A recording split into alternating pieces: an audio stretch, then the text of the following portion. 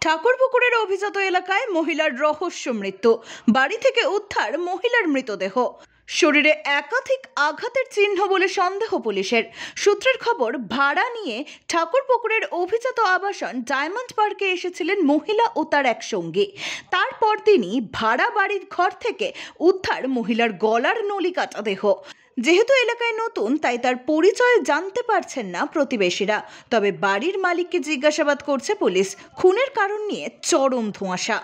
প্রতিবেশীরা জানান, গতকালই ওই এলাকায় ভাড়া এসেছিলেন মহিলা। স্বামী স্ত্রীর পরিচয় দিয়ে ঘর ভাড়া নিয়েছিলেন দুজন। মহিলার বয়স বছর 34 থেকে 35 হবে। এদিন বাড়ির দরজা ছুঁয়ে রক্ত পড়তে দেখে পুলিশে খবর দেন বাড়ির মালিক।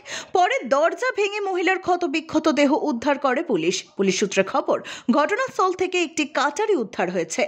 সেই কাটারি দিয়ে খুন করা হয়েছে কিনা তা খতিয়ে দেখা হচ্ছে। একটি আধার কার্ডও পাওয়া গিয়েছে, তবে তাতে যে ছবি রয়েছে তা খুবই অস্পষ্ট।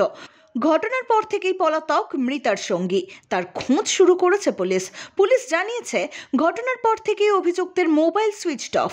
গোটা এলাকা ঘিরে রেখেছে পুলিশ। ঘটনাস্থলে এসে পৌঁছেছেন পুলিশের উচ্চপদস্থ আধিকারিকরা। কার মারফত তিনি এই বাড়িতে ভাড়া এসেছেন তা জানার চেষ্টা করছে তদন্তকারীরা। পুলিশ জানিয়েছে, ঘরের মেঝেতে পড়েছিল তরুণীর দেহ। পিচ মোড়া করে বাঁধা দুটি হাত, মুখেও কাপড় বাঁধা, গলা কাটা। দেহের একাধিক জায়গায় ধারালো অস্ত্রের চিহ্ন, যা থেকে স্পষ্ট তরুণীকে নৃশংসভাবে খুন করা হয়েছে। কিন্তু কী কারণে খুন তা এখনো স্পষ্ট নয়। ব্যুরো রিপোর্ট, এক্সপোজ বার্তা।